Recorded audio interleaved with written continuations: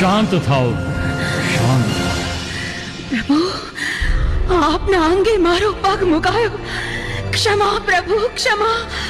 દેવી, તમને શાંત કરવા આ એકમાત્ર ઉપાય સૂચો. આદેશ પ્રભુ, આદેશ.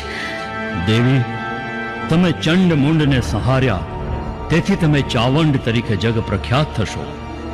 કાળક્રમે ભક્તો તમને ચામુંડા કહીને પોકારશે. માટે તમે પાંચાળની ભૂમિ તરફ પ્રયાણ કરો. ત્યાં ચપટી ધૂળ લઈ તેનો ડુંગર બનાવી બેસણા કરજો. જેવી આપની આજ્ઞા પ્રભુ.